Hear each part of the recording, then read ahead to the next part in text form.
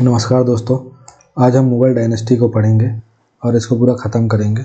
Mughal dynasty में हमें ये थोड़ा सा बड़ा चैप्टर भी है, लेकिन आप ये देखिए कि यहाँ पे आपका पूरा मिडाइवल हिस्ट्री जो है यहीं पे समाप्त भी हो जाएगा। और इसमें हमें जो इसके प्रमुख शासक हैं, जैसे कि आपका बाबर, हुमायूं, अकबर, जहांगीर, शाहजहां, औरंगज़ेब, ठीक है, इनको पढ़ने हैं। अब इसमें बाबर पढ़ना नहीं है हमें, हुमायूं पढ़ना नहीं है हमें, अकबर पढ़ना है, ठीक है, जहांगीर, शाहजहां नहीं पढ़ना, औरंगज़ेब की कुछ चीज़ें पढ़नी है। फिर हमें जैसे अगर हम अकबर पढ़ रहे हैं तो अकबर का हमें धार्मिक पढ़ना है, राजपूत पक्ष पढ़ना है, ठीक है, उसकी प्रशासन पढ़ना है, उसकी राजस्व व्यवस्था पढ़ना है, साथ ही मनसबदारी प्रथा पढ़नी है, ठीक। फिर हम औरंगज़ेब की राजपूत, दक्षिण और धार्मिक, ये 3 चीज़ें पढ़ेंगे, नीतियाँ। फिर इसके बाद हम इसमें शेरशाह सूरी भी पढ़ेंगे, ठीक। अब आप सोचेंगे कि बाबर, हुमायूं, जहांगीर, शाहजहां क्यों नहीं पढ़ रहे हैं। अच्छा, इसमें हम नूरजहां भी पढ़ेंगे। हम पढ़ेंगे बाबर, हुमायूं, जहांगीर, शाहजहां, लेकिन हम जब वास्तुकला पढ़ेंगे तो किसने क्या बनाया ये सब पढ़ेंगे, ठीक है। मोस्टली पेंटिंग का भी आता है, तो पेंटिंग वाले में मैं एक अलग से स्लाइड बनाऊंगा, इसमें पेंटिंग को दिखाते हुए से इसको ख़त्म किया जाएगा। तो इसमें वास्तुकला जो है, वास्तुकला में जिस जिसके शासनकाल में जो जो वास्तुकला बनी वो पढ़ेंगे। फिर उसके बाद शेरशाह सूरी जो है उसका प्रशासन पढ़ेंगे और उसकी व्यवस्था पढ़ेंगे। तो इस तरीके से हमारा मुग़ल डायनेस्टी जो है स्टार्ट होगा और समाप्त करेंगे हम इसको इस तरीके से। तो चलिए स्टार्ट करते हैं, ठीक है। मुग़ल साम्राज्य के उदय के पीछे कारण ये इम्पोर्टेंट नहीं, हटाइए।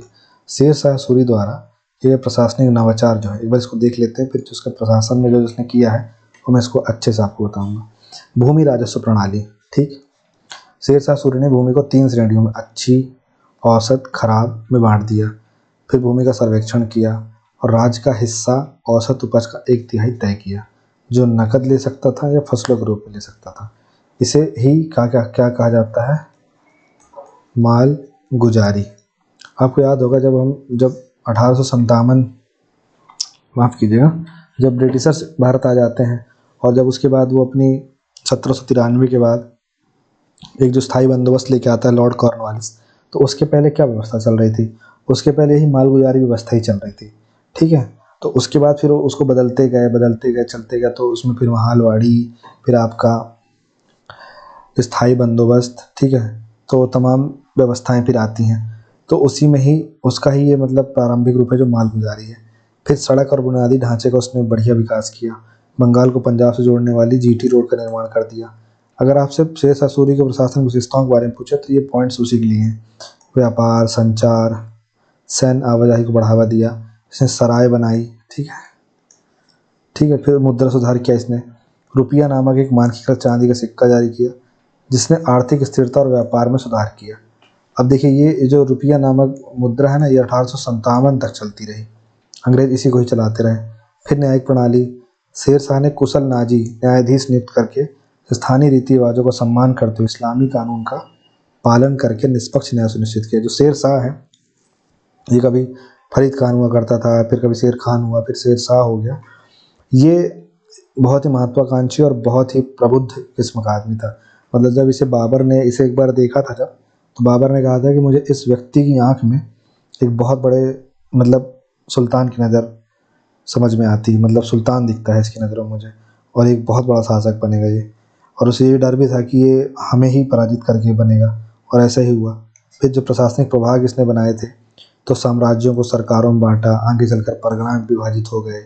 इसमें सिकदार और आमीन जैसे अधिकारी थे। बाजार का विनियमन किया इसने, शोषण को रोकने के लिए आवश्यक वस्तुओं की दरें तय करके बाजार प्रथाओं की निगरानी करके कीमतों को कंट्रोल किया, जैसे वो करता था हमारा अलाउद्दीन खिलजी।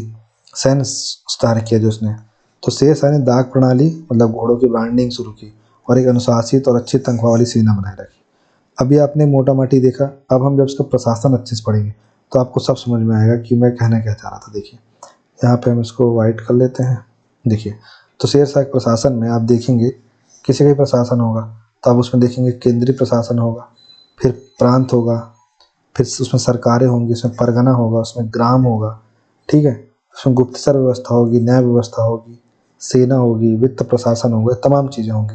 जो हमने वहाँ उसको मोटा माटी रूप में देखा, यहाँ पे हम उसको एक बड़े लेवल पे देखते हैं। जैसे सुल्तान था, केंद्रीय प्रशासन का प्रमुख सुल्तान होता था, जो कि शेर शाह सूरी था। फिर उसने कुछ मंत्री रखे थे। अब जो हमने सल्तनत काल में पढ़ के आए थे विभाग, वही मोटा माटी यहाँ पे है। जैसे दीवाने वजारत आपने पढ़ा था, तो ये वजीर का विभाग है। ये इकोनॉमी मतलब राजस्व का प्रबंधन कर रहा है। ये जो ये सब चीज़ें ना, ये सब संभाल रहा है ये। फिर दीवाने आरिज, तो आपने पढ़ा था दीवाने अर्ज, ठीक है, तो सेना का विभाग था जो बलबन ने बनवाया था। तो ऐसे ही दीवाने आरिज है जो सेना का विभाग है। दीवाने रसालत जो विदेश से संबंधित है। तो इस तरीके से इसके प्रशासन में मंत्री शामिल थे। प्रांत को सूबे में बांटा गया था, मतलब माफ़ कीजिएगा, जो प्रांत था उसको सूबा कहा जाता था और इसका प्रमुख हाकिम होता था। फिर जो सूबे थे वो सरकार में बटे हुए थे। तो सरकार में सिकदार सिकदारान होता था, ठीक है, और मुंसिफ मुंसिफान होता था। ये न्याय करता था, ये लॉ एंड ऑर्डर सुनिश्चित करता था। फिर परगना में बटा था सरकारें। फिर उसके बाद वही पटवारी मुकद्दम ये सब संभाल रहे हैं इसको। फिर ग्रामीणी संभाल रहा है। गुप्तचर व्यवस्था थी जिसका विभाग था दीवाने बरीद, ठीक, ये भी अलाउद्दीन खिलजी वाले में आपको मिल जाएगा। तो अलाउद्दीन खिलजी का मतलब जो अलाउद्दीन खिलजी है वो शेर शाह सूरी का मतलब वो है, पूर्वगामी है, और शेर शाह सूरी अकबर का पूर्वगामी है। फिर न्याय व्यवस्था में देखिए कि क्या हुआ था कि ये न्याय व्यवस्था जो करता था, सर्वोच्च था न्याय विभाग का ये, और मतलब बहुत बेहतरीन तरीके से ये न्याय व्यवस्था चलाता था। मतलब कि जिम्मेदारी पूर्वक न्याय व्यवस्था करके इसने चलाए थे चीज़ें। उसमें ये था कि जैसे मान लीजिए कि कोई, लेट सपोज जबलपुर में एक थाना, जैसे मान लीजिए मदन महल थाना है। अब उस मदन महल थाने के अंतर्गत कहीं क्राइम होता है, तो अब जो क्राइम हो रहा है तो हम किसी कांस्टेबल को ना हटा करके जो डीजीपी है या फिर जो होम मिनिस्टर है राज्य का, वो ये कह दे कि अगर जिस ज़िले में मतलब जिस स्टेशन में के अंतर्गत कोई भी कांड होगा, तो उस वो स्टेशन जिस मतलब एसपी के अंडर में आता होगा उसको हम हटा देंगे, ठीक है। तो इस प्रकार की व्यवस्था करके रखा था। तो उसमें होता था कि उसको सज़ा दी जाती थी जिसके अंतर्गत वो थाना आता है, क्षेत्र आता है। तो ऐसी न्याय व्यवस्था इसने बना रखी थी कि इस मतलब कहा जाता है कि एक रेगिस्तान में एक बुढ़िया भी जो है वो सुरक्षित है, इतनी मतलब खतरनाक न्याय इसकी व्यवस्था थी। फिर सेना जो थी इसकी, तो सेना तो जानते ही हैं आप कैसी होगी, घुड़सवार होगा, हाथी होंगे, पैदल सेना होगी। फिर इसके बाद इसका जो वित्त प्रशासन है, तो इसने क्या किया कि भूमि से राजस्व उगाहने के लिए उसको 3 भाग में बांट दिया, उत्तम, मध्यम, निम्न। इसके बाद उसने क्या किया कि इन सब का 1/3 मतलब इन सब का औसत निकाला, और जो 1/3 है वो टैक्स के रूप में वसूलना शुरू किया इसने, ठीक है। तो ये मालगुजारी सिस्टम इसने लागू किया। फिर पट्टा और कबूलियत लिखवाया। इससे क्या हुआ कि इसको ये पता चल गया कि इसके क्षेत्र में कितनों के पास ज़मीन है, कितनी ज़मीन है। इससे इसको ये पता चल गया कि किसके पास कैसी ज़मीन है, फिर उस जिसके पास जैसी ज़मीन है उससे कितना टैक्स मिल जाएगा। तो पहले से इसको एक असेसमेंट होगा कि हमको इतना टैक्स आ जाएगा, फिर उस हिसाब से खर्च भी करेगा, ये था। फिर इसने गजे सिकंदरी नामक एक भूमि मापन पद्धति जो थी वो गजे सिकंदरी नामक विकसित की थी। तो ये उसका पूरा प्रशासन था। फिर हम आते हैं मनसबदारी प्रथा में, ठीक है। अकबर अभी आगे आएगा, सब आगे आएंगे। मनसबदारी प्रथा की बात करते हैं। मनसबदारी प्रथा क्या थी? मनसबदारी व्यवस्था जो थी वो, एक मिनट कलर चेंज कर लें, ठीक है। मनसबदारी व्यवस्था जो थी वो अकबर द्वारा कुलीन वर्ग और सेना को संगठित करने के लिए शुरू की गई एक अनूठी सैन्य और प्रशासनिक संरचना थी। मतलब ये एक जो है सैन्य प्लस प्रशासनिक दोनों संरचना है ये, ठीक है। अब इसमें रैंक आधारित पदानुक्रम है, ठीक। इसको एक बार मैं पढ़ देता हूँ फिर आपको मैं समझाता हूँ। जैसे रैंक आधारित पदानुक्रम है, मतलब प्रत्येक अधिकारी जो है वो मनसबदार जो है उसको एक रैंक मनसब दी जाती थी जो प्रशासन और सेना में उसकी स्थिति को दर्शाता था, ठीक है। दूसरा, दोहरी रैंक प्रणाली। जात व्यक्तिगत रैंक और उसकी स्थिति को दर्शाता था, जबकि सवार, जात मतलब यहाँ ये कास्ट से नहीं है, जात व्यक्तिगत रैंक और स्थिति को दर्शाता था, जबकि सवार पद जो है वो घुड़सवारों की संख्या को दर्शाता था, ठीक है। एक तो रैंक क्या है ये जात बता देगी, और सवार ये बताएगा कि उसके पास कितनी संख्या है घुड़सवारों की, जिन्हें एक मनसबदार को रखना होता था। फिर उसके बाद कुशल राजस्व संग्रह। मनसबदारों को वेतन के बजाय जागीर, भूमि राजस्व असाइनमेंट दिए जाते थे, जिससे एक स्थिर वित्तीय प्रणाली सुनिश्चित होती थी। फिर योग्यता आधारित प्रमोशन, इस प्रणाली ने क्या किया, भाई भतीजावाद को कम किया और यह सुनिश्चित किया कि सक्षम व्यक्ति जो है वो प्रमुख प्रशासनिक और सैन्य भूमिकाएं संभाले। फिर नियंत्रण और वफादारी, मनसबदारों को बार बार ट्रांसफर करके सख्त जवाबदेही सुनिश्चित करके अकबर ने विद्रोह को रोका और केंद्रीकृत नियंत्रण को मजबूत किया। मतलब जैसे होता है ना, एक डीएम या एसपी एक ही जिले में रह गए तो फिर भ्रष्टाचार और मिली जुली भगत होने का बहुत रीजन बन जाता है। तो इस तरीके से मनसबदारी व्यवस्था को आपको ये ध्यान रखना है कि कैसी व्यवस्था थी। तो सबसे पहले आपको लिखना है कि मनसबदारी व्यवस्था अकबर द्वारा प्रारंभ की गई। इसमें सैन्य व्यवस्था और प्रशासनिक संरचना का एक मिला जुला स्वरूप दिखता है।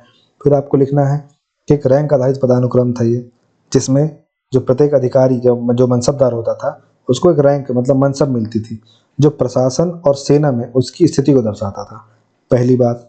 दूसरी बात, दोहरी रैंक प्रणाली थी, मतलब एक जात पद था और सवार पद था। जात पद उसकी मनसबदारी में क्या रैंक है ये बताती थी, व्यक्तिगत रैंक क्या है उसकी पता चल जाती थी, और सवार पद से उसके पास कितने घुड़सवार है उसकी संख्या पता चल जाती थी। कोई 5,000 का मनसबदार है, कोई 3,000 का मनसबदार है, ऐसे करके चलता था। फिर कुशल राजस्व संग्रह, मनसबदारों को वेतन के बजाय जागीर मतलब जो भूमि राजस्व जो है वो असाइनमेंट कर दिया जाता था, जिससे एक स्थिर वित्तीय प्रणाली सुनिश्चित हुई, पैसा भी आया। फिर योग्यता आधारित प्रमोशन, और इससे भाई भतीजावाद कम हुआ और यह सुनिश्चित होगा कि जो सक्षम होगा, जो प्रशासनिक और सैन्य भूमिका अच्छे से संभालेगा, उसे ही मनसबदारी के अंतर्गत रखा जाएगा। फिर नियंत्रण और वफादारी, तो क्या होता था, जो मनसबदार होते थे उनको बार बार अकबर ट्रांसफर करता रहता था। इससे क्या होता था, सख्त जवाबदेही सुनिश्चित हो जाती थी और अकबर के मतलब साम्राज्य के दौरान जो विद्रोह हो रहे थे तो उन सबको भी वो उसने दबाने में कारगर साबित किया। अब देखते हैं टोडरमल की भूमि राजस्व या टोडरमल के राजस्व सुधार और उसका महत्व क्या था। तो अकबर का वित्त मंत्री था टोडरमल, इसने शेर शाह सूरी के साथ भी काम किया था।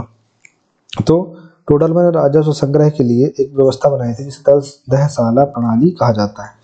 दहसाला प्रणाली मतलब दह मतलब 10 है, यहाँ से मतलब 10 साल का एक सिस्टम, मतलब भूमि माप प्रणाली। सबसे पहले तो इसमें क्या मतलब, इसे दहसाला प्रणाली भी कहा गया, टोडरमल सिस्टम, दहसाला प्रणाली भी कहते हैं उसको।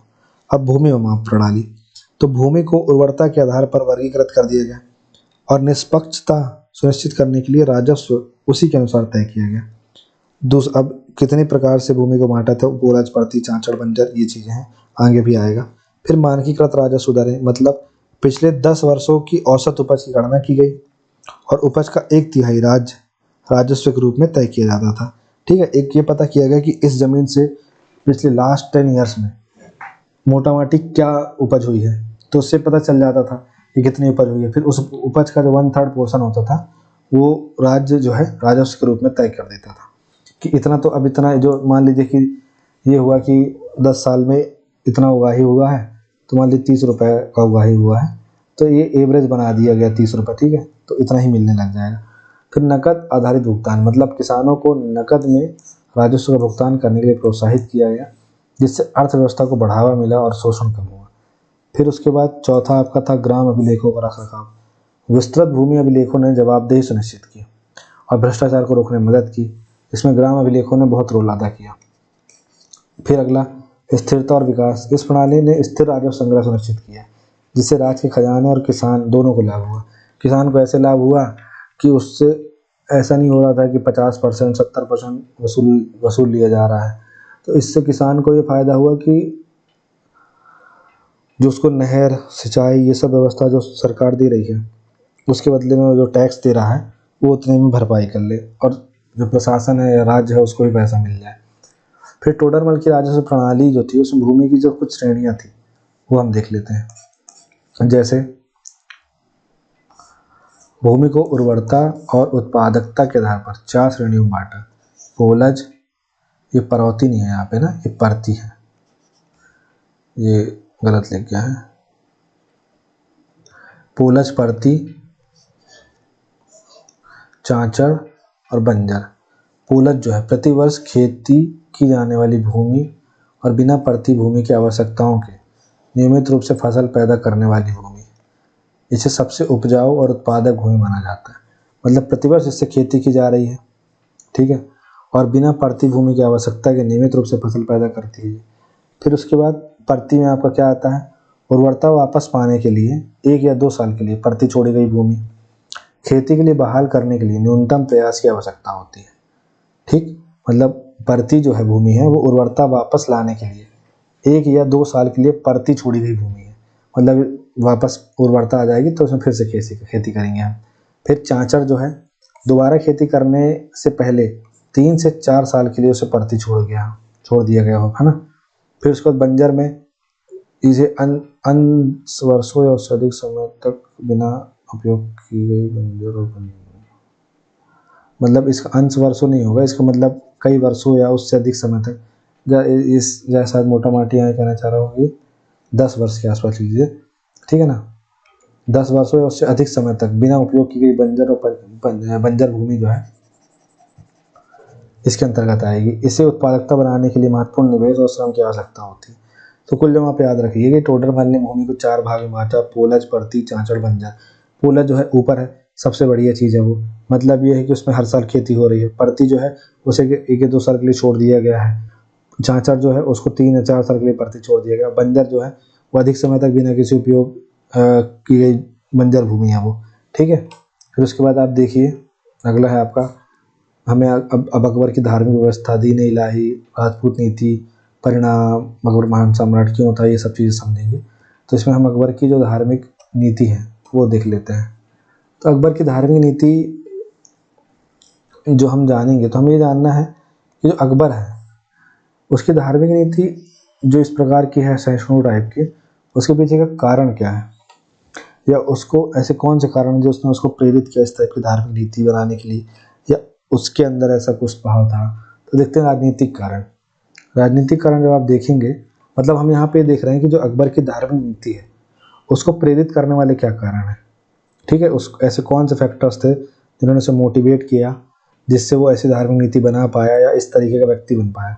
तो पहला राजनीतिक कारण, अकबर जो है संयुक्त अमीर वर्ग का निर्माण करना चाह रहा था, ठीक है। जैसे कि वो नहीं चाह रहा था कि सिर्फ ईरानी वर्ग का उसमें प्रभुत्व रहे, तो राजपूतों को और ईरानी लोगों को साथ में ला करके एक संयुक्त अमीर वर्ग बनाना चाहता था जिससे एक ही वर्ग का बोलबाला ना हो।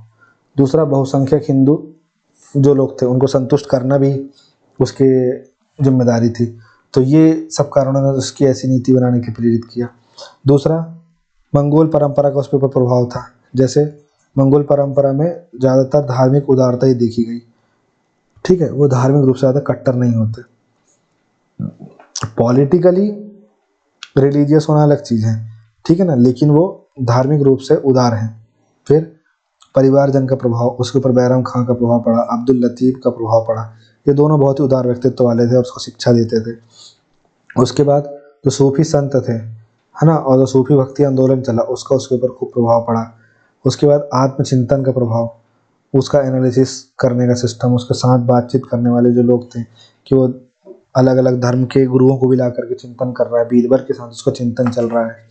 तो इस प्रकार से वो आत्मचिंतन भी करता, डिस्कशन भी कर रहा, आत्मचिंतन भी कर रहा, तो उसको खुद मतलब वो चीज़ें इंटरनली स्पिरिचुअल बना रही हैं। इसके बाद अगर हम इसकी धार्मिक जो नीति है या जो अकबर की, मतलब अकबर ने क्या क्या एक्शन लिए अपनी धार्मिक नीति में, इसके 3 चरण हैं। पहला चरण 1556 से 75, दूसरा 75 से 79 और तीसरा 82 के आसपास तक देखने को मिलता है, चरम पे आ गया।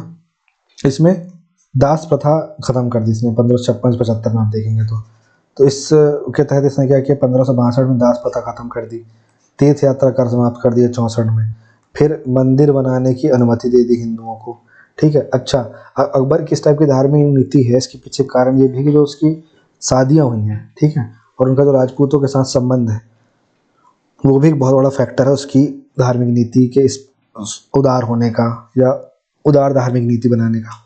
फिर 1575 से 79 में उसने इबादत खाने की स्थापना करी, मजहर की घोषणा करी, ठीक है, महजरनामा जो मजहरनामा जो भी बोलते हैं इसको। फिर 1582 उसमें दीन इलाही की स्थापना करी। It's kind of Deen Ilahi, just kind of Ashok का धम। और जो इबादत खाना है वो ऐसा बनाया कि उसमें हर धर्म का जो आदमी है वो आकर के पूजा कर सकता है। शुरू में उसको एक धर्म के लिए खोला, बाद में फिर सभी के लिए खोल दिया। फिर उसके बाद जो मजहर की घोषणा है, तो मजहर में ये घोषणा कर दिया कि जो सुल्तान का आदेश है वो सर्वोपरि है, ठीक है। इस तरीके से अकबर की जो धार्मिक व्यवस्था वो चली। अब अकबर जो है, हाँ ये हमने पीछे समझ लिया है, इसको यहाँ देखने की जरूरत नहीं है। दीन इलाही जो है, अकबर ने दीन इलाही शुरू किया। तो दीन इलाही है क्या? तो दीन इलाही जो है वो सभी धर्मों की अच्छाइयाँ और विशेषताओं को संकलित करके एक एकीकृत सिस्टम बनाया गया। ठीक है, दीन यानी होता है धर्म, इलाही यानी जानते हैं आप खुदा, तो खुदा का धर्म, इलाही मेरा जी आए। समकालीन दर्शन, दीन इलाही ने सद्भाव को बढ़ावा देने के लिए, इसकी विशेषता क्या है? एक समकालीन दर्शन है। ठीक, इसने इस्लाम, हिंदू, ईसाई, पारसी, जैन जैसे कई धर्मों के तत्वों को शामिल किया। किसी से अहिंसा ली, किसी से कुछ लिया, इस तरीके। जैसे पारसी धर्म से जैसे वो जो दीप प्रज्वलित करने वाला व्यवस्था थी जो कंटिन्यू जलती रहती थी, वो पारसी धर्म से इसने लिया। तो जैसे नैतिक संहिता, कर्म कांडों या हठ धर्मिता के बजाय करुणा, सत्य, न्याय, धर्मनिष्ठा जैसे मूल्यों पर जोर दिया इसने। कोई औपचारिक संरचना नहीं है। दीन इलाही में कोई धर्म ग्रंथ नहीं है, जैसे हर एक धर्म का धर्म ग्रंथ होता है। इस्लाम का कुरान है, ठीक है, सिखों का गुरु ग्रंथ साहब है, फिर ईसाइयों की ओल्ड टेस्टामेंट, न्यू टेस्टामेंट, ठीक है, हिंदुओं की आपकी भगवत गीता, वेद पुराण, सब चीज़ें हैं। साथ ही कोई धर्म ग्रंथ नहीं है, कोई पुजारी नहीं है, कोई संगठित पूजा स्थल नहीं है, बल्कि व्यक्तिगत आध्यात्मिक विकास पर ध्यान केंद्रित किया गया है। जैसे आप लोटस टेम्पल जो है और दिल्ली में, तो उधर जाएंगे तो आपको वहाँ पे कोई भी भगवान की मूर्ति देखने को नहीं मिलेगी। ठीक है, इस तरीके। फिर सहिष्णुता को बढ़ावा देना, अकबर का उद्देश्य धार्मिक संघर्षों को कम करना और अपने विविध विषयों के बीच एकता को बढ़ावा देना था। ठीक, चुनिंदा सदस्यता, दीन इलाही का उद्देश्य जो था वो सामूहिक धर्मांतरण नहीं था, बल्कि अकबर के भरोसेमंद रईसों और दरबारियों के एक छोटे समूह द्वारा इसका पालन किया गया था मात्र। फिर दीन इलाही का महत्व क्या हुआ? अकबर की प्रगतिशील मानसिकता और विभिन्न सांस्कृतिक और धार्मिक विचारधाराओं को एकीकृत करने के प्रयासों का प्रतीक है दीन इलाही। हालांकि इसे व्यापक स्वीकृति नहीं मिली, लेकिन दीन इलाही मध्ययुगीन भारत में धार्मिक एकता को बढ़ावा देने के प्रयास के रूप में महत्वपूर्ण बना हुआ। ठीक, ये दीन इलाही में, दीन इलाही को आप कंपेयर करेंगे ना अगर अशोक के धर्म से, तो आपको बहुत अच्छे समझ में आ जाएगा। ठीक है, इसके बाद अकबर की राजपूत नीति हम देख लेते हैं। तो क्या राजपूत नीति थी जलालुद्दीन अकबर साहब की? तो इन्होंने नीति के कारण क्या थे कि राजपूत नीति क्यों शुरू करना है? ऑब्वियस सी बात है, उसके दिमाग में अपना ही फायदा रहा होगा। ठीक है, पर उसे डिप्लोमेटिक तरीके से उसने हैंडल किया। जैसे शक्ति का एकीकरण, अकबर का उद्देश्य शक्तिशाली राजपूत शासकों के साथ गठबंधन बनाकर मुगल साम्राज्य का विस्तार और स्थिरता करना था। ठीक है, भू राजनीतिक रणनीति, राजपूत साम्राज्य ने रणनीतिक क्षेत्रों, विशेष रूप से राजस्थान में व्यापार मार्गों और रक्षा के लिए महत्वपूर्ण क्षेत्रों को नियंत्रित किया।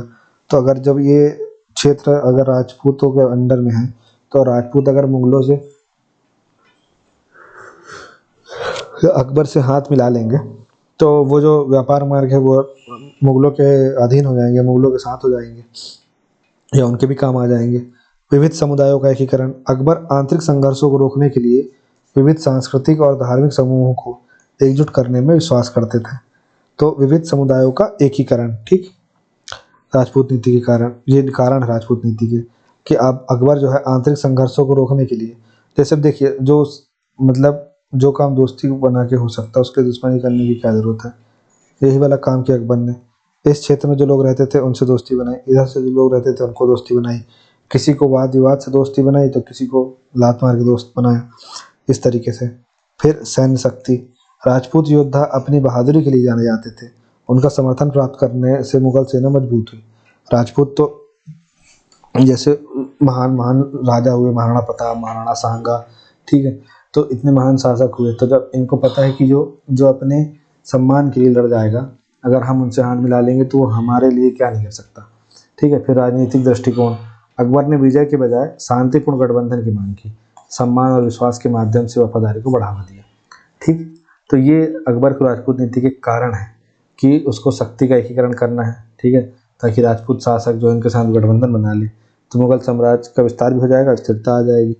दूसरा, भू राजनीतिक कारण, भू राजनीतिक कारण ये है, ये पॉलिटिकल, कि जो व्यापारिक मार्ग है राजस्थान के आसपास वाले, उनमें राजपूतों का अच्छा कब्जा है।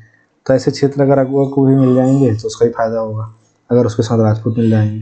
फिर विविध समुदायों का एकीकरण, अकबर आंतरिक संघर्ष को रोकना चाहता था, तो राजपूत नीति के पीछे ये भी कारण है। बीच बीच में जो राजपूत राजा थे उठुच करते रहते थे उसके साथ।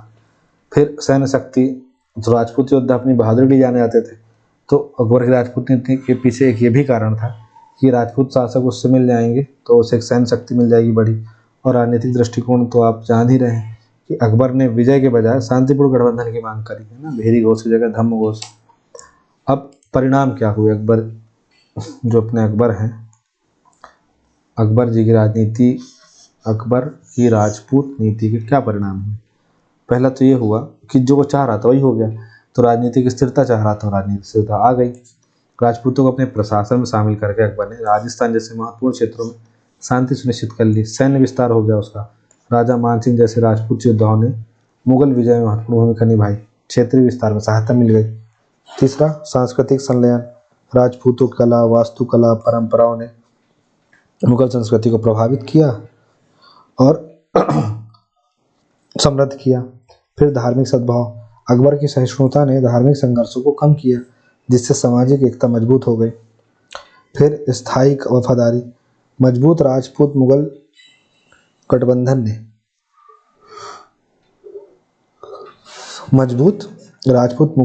ने साम्राज्य की स्थिरता को बनाए रखते हुए भविष्य के मुगल शासकों को लाभ पहुंचाया।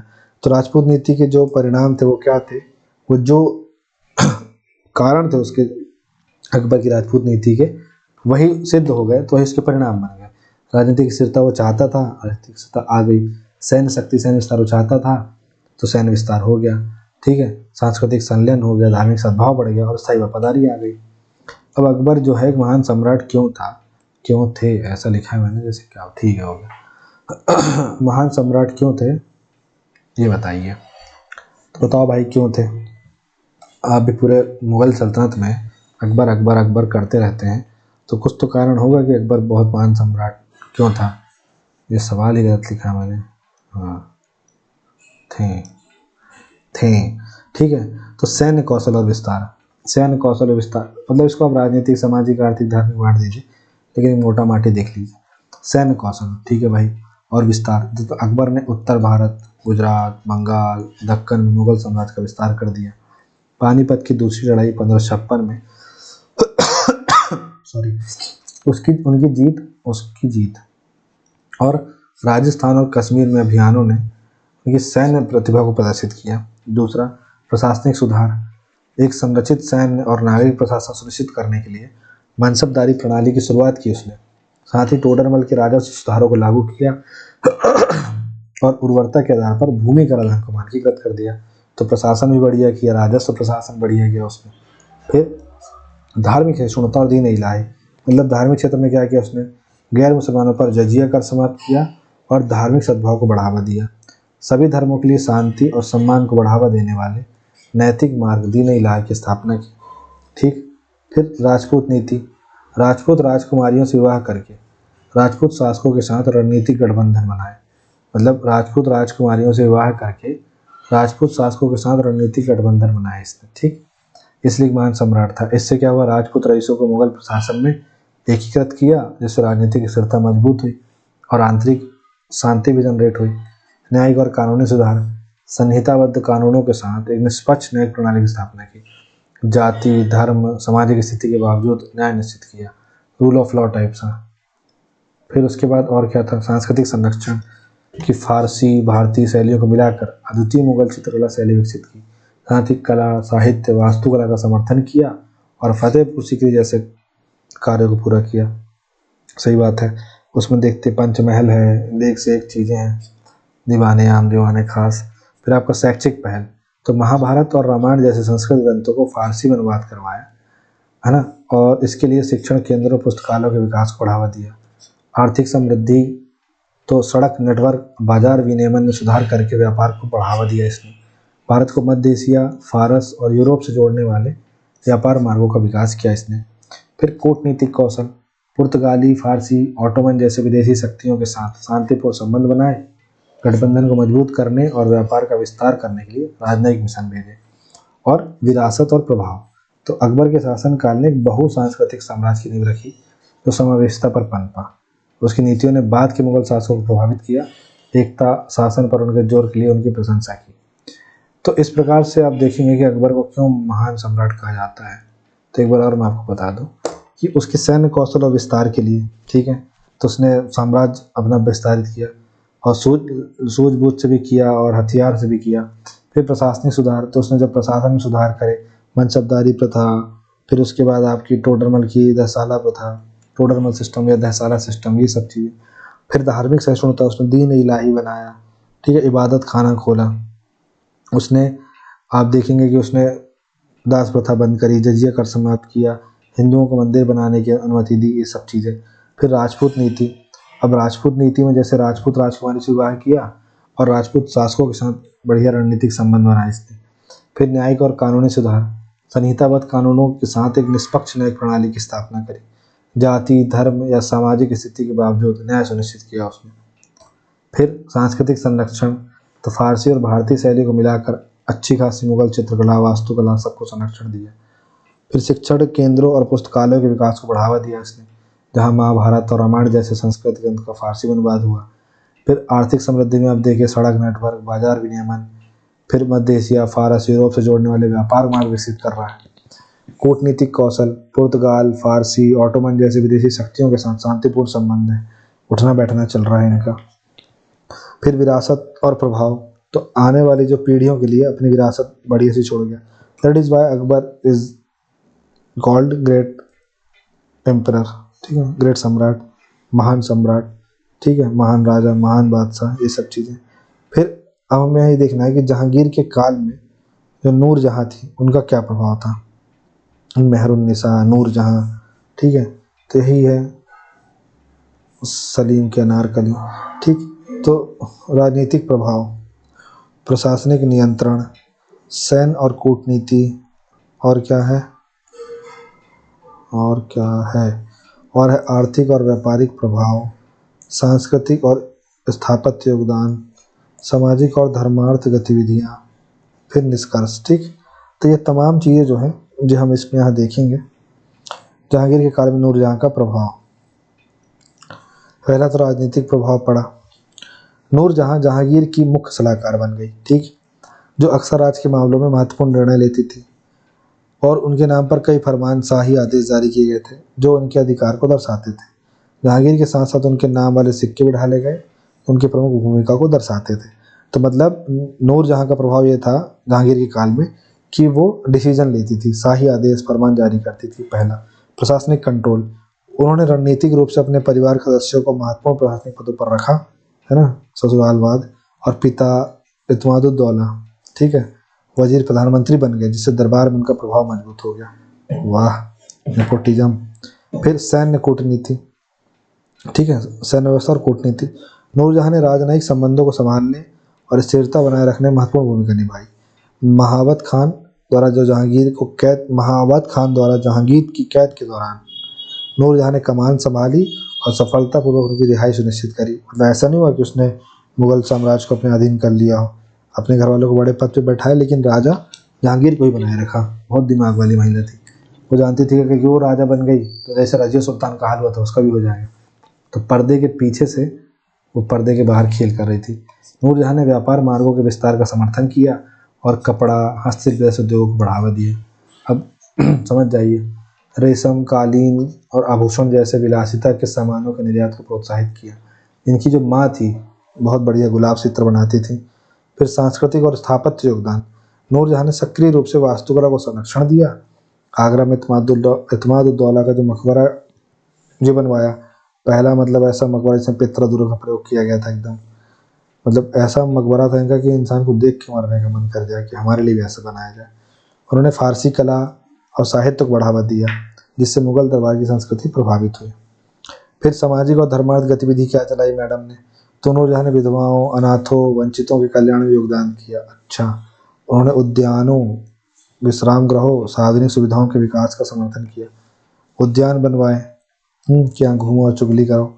फिर जहांगीर के शासनकाल के दौरान नूरजहाँ का प्रभाव अद्वितीय था। जिससे उन्होंने मुगल राजनीति, संस्कृति और प्रशासन में एक शक्तिशाली व्यक्ति बना दिया। मतलब जो नूरजहाँ के प्रेम में चूर हो गए थे जहांगीर भाई, तो नूरजहाँ जो है पूरा प्रशासन संभाल रही थी। अब आइए औरंगजेब साहब के पास, इनकी धार्मिक नीतियाँ देख लेते हैं। आपने अकबर की तो देख ली, अब ये जो है ना, इसके ऐसा पीछे होने के कारण रीजन भी था। ये जो है नक्शबंदिया जो सिलसिला है उसको मानने वाला था। अब उसको मानता था तो वो एक प्रकार से ऑर्थोडॉक्स और मतलब कंजर्वेटिव क्लास थी इस सिलसिले वाले की। तो रूढ़िवादी इस्लामी नीतियाँ इसने लागू करी, जिसमें इस्लामी सिद्धांतों को कड़ाई से पालन किया गया। 1679 में गैर मुसलमानों पर जजिया लगा दिया। देखिए वहाँ फिरोज शाह तुगलक ने जजिया लगाया था, फिरोज शाह तुगलक के बाद आपके इसने जजिया हटा दिया अकबर ने, और फिर इस भाई साहब ने औरंगजेब ने फिर जजिया लगा दिया। अब इसको लगाने के पीछे का रीजन सिर्फ इतना है कि इसको जो अपने टैक्स वसूलना है ना उसको बढ़ाना है, अपना टैक्स जो कलेक्शन उसको बढ़ाना है। ठीक है, मंदिरों का विनाश। औरंगजेब ने काशी विश्वनाथ, केशव राय मंदिर जो बनवाया गया था मध्य प्रदेश के बुंदेला राजाओं द्वारा, कई प्रमुख मंदिरों को ध्वस्त करने का आदेश दिया। इससे हिंदू आबादी में व्यापक आक्रोश पैदा हुआ। लेकिन जो उसके मुसलमान बंधु थे उनको अपने प्रति कर लिया। मतलब भला उसमें चुनाव नहीं होते थे, नहीं तो क्या ही होता। तो उसने मतलब ये था कि जो मुस्लिम जनता थी उसके प्रति अपने आप को ऐसा बनाना था। फिर संगीत और कला पर प्रतिबंध, एकदम कट्टर मुसलमान था ये, तो उसने संगीत और कला पर बैन लगा दिया। इसके पीछे की ये भी रीजन था कि उसके पास पैसा ही नहीं था, तो बेचारा उन सब चीज़ों की कटौती कर रहा था। बस इसमें सहारा और धर्म का ले रहा था, पर कुल जमा वो पैसा ही बचा रहा था। क्योंकि उसके पिताजी ने ताजमहल बनवा दिया। फिर देखा होगा आपने कि अभी छावा मूवी में जो औरंगजेब है उसने क्या कहा, वो कहता है कि अपने बाप को मैंने 8 साल तक उसी ताजमहल के सामने रखा जिसको बनवाने में उसे बहुत साल लगे, और उसी को देखते देखते मर गया। तो उसमें बनाने में ढेर सारे पैसे खर्च कर दिए शाहजहाँ ने, और औरंगजेब दक्कन में ही मरता रहता था, गर्मी में झुलसता रहता था, तो कट्टर तो हो ही जाएगा। दूसरा, औरंगजेब को जब पता चला कि उसके पिताजी ठऊ ताजमहल बनाने वाले हैं काला, ऐसा सुनने में आता है, तो वो उसको लगा कि अगर इसको ही बना लेगा तो पता नहीं फिर कुछ पैसे बचेगा भी नहीं बचेगा। तो ये इस हिसाब से उसने संगीत और कला पे बैन लगाए। जो झरोखा दर्शन है सब बंद करा दिया कि भाई ये सब फालतू चीज़ें नहीं करनी है अपन को, तुलादान उलादान नहीं करना, अपने पास पैसे नहीं देने के लिए।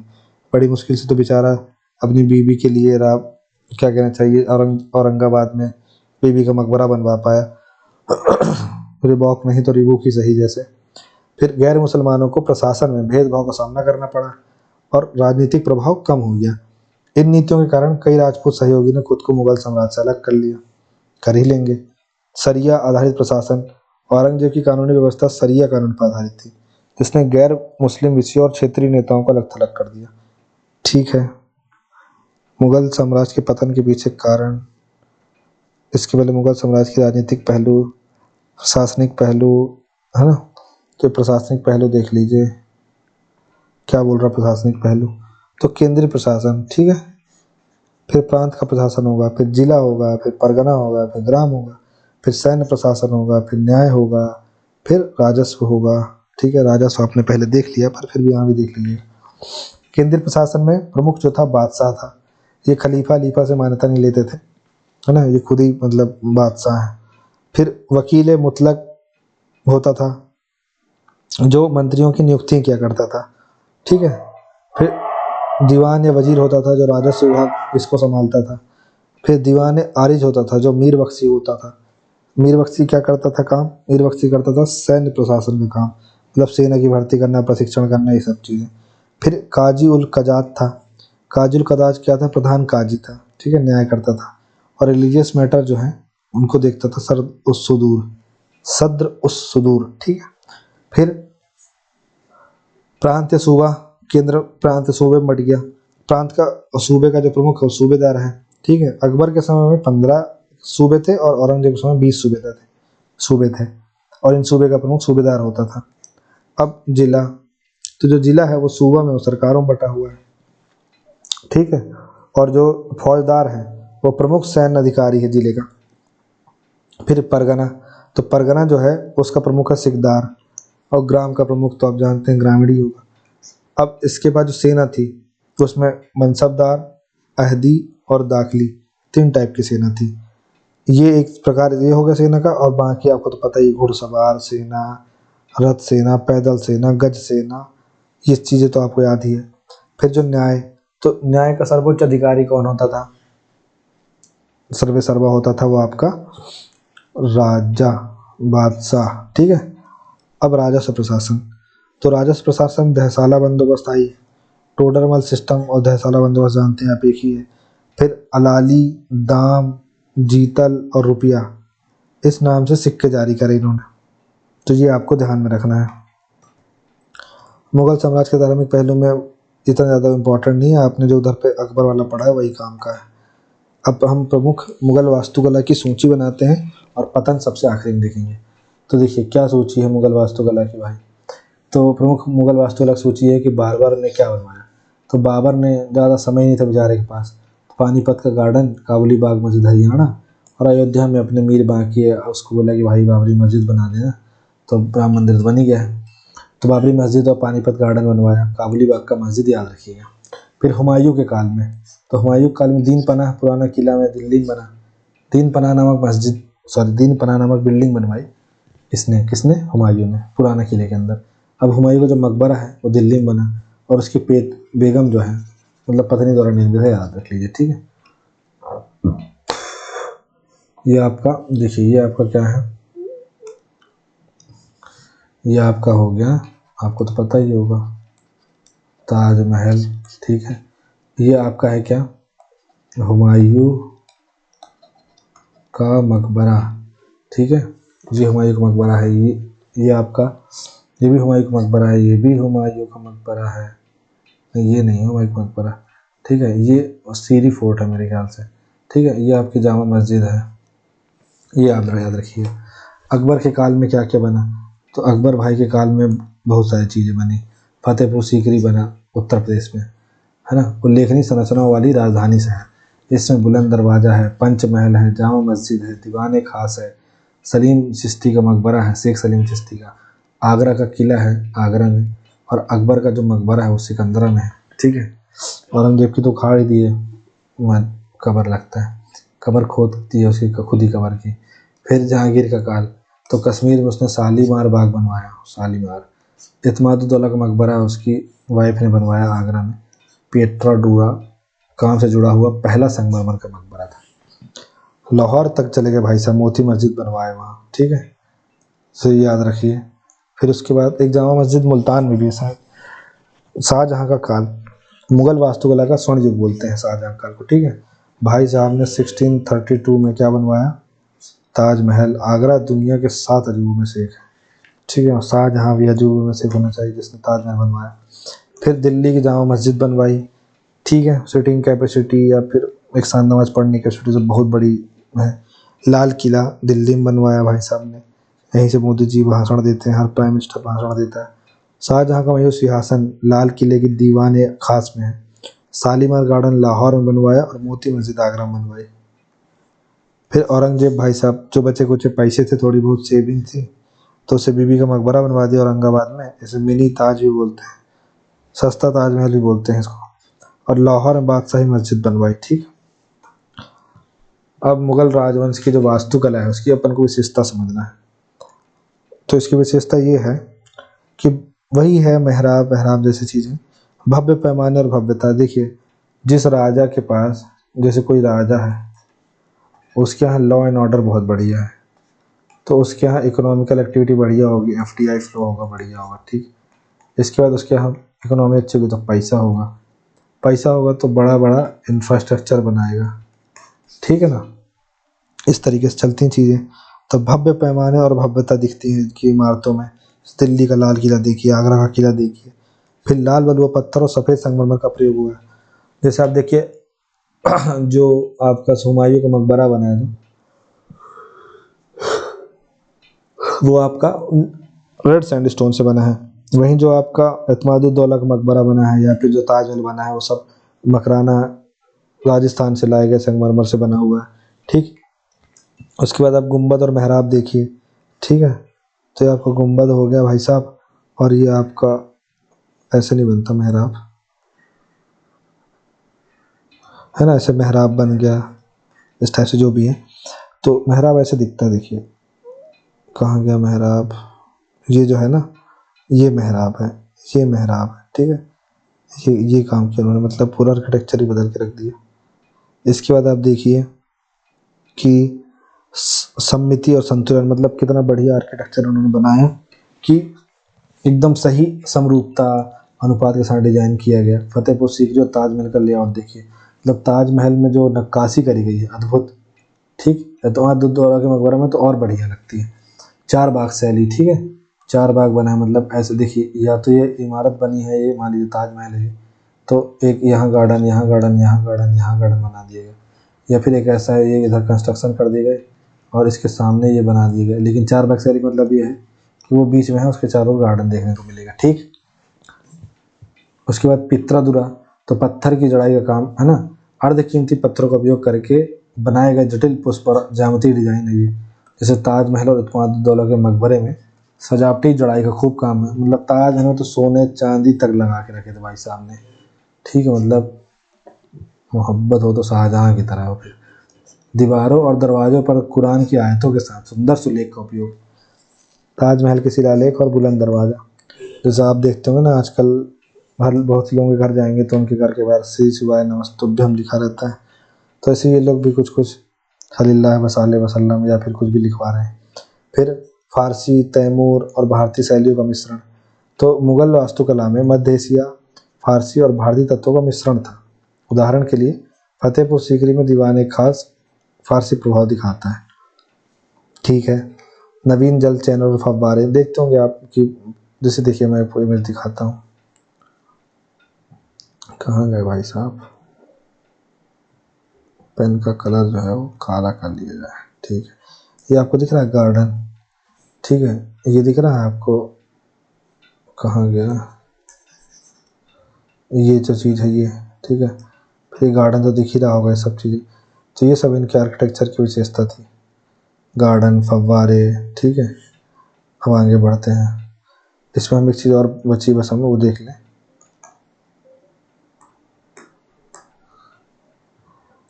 पतंग देखने हैं हमें,